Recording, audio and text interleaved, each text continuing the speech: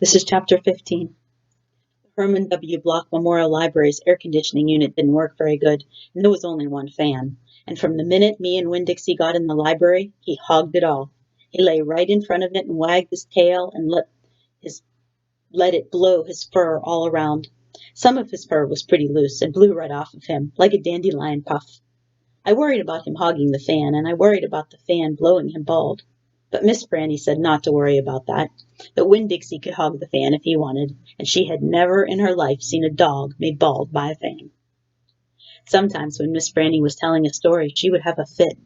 They were small fits, and they didn't last long. But what happened was she would forget what she was saying. She would just stop and start to shake like a little leaf. And when that happened, Winn Dixie would get up from the fan and sit right at Miss Franny Block's side. He would sit up tall, protecting her, and with his ears standing straight up on his head like soldiers. And when Miss Franny stopped shaking and started talking again, Winn Dixie would lick her hand and lie back down in front of the fan.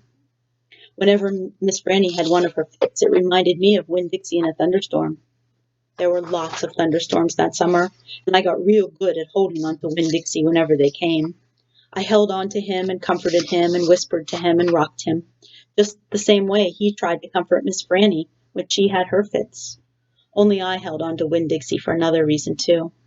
I held on to him tight so he wouldn't run away. It all made me think about Gloria Dump. I wondered who comforted her when she heard those bottles knocking together, those ghosts chattering about the things she had done wrong.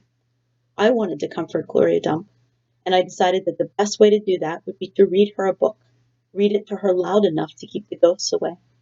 And so I asked Miss Franny, I said, "Miss Franny, I've got a grown-up friend whose eyes are going on her, and I would like to read her a book out loud. Do you have any suggestions?"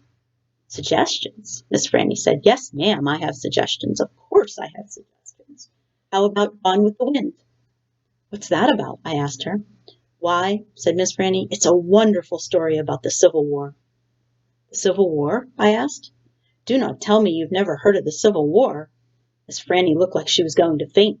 She waved her hands in front of her face.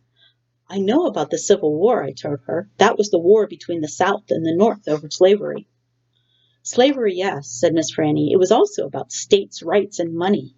It was a terrible war. My great-grandfather fought in that war. He was just a boy." "Your great-grandfather?" "Yes, ma'am. Litmus W. Block. Now there's a story."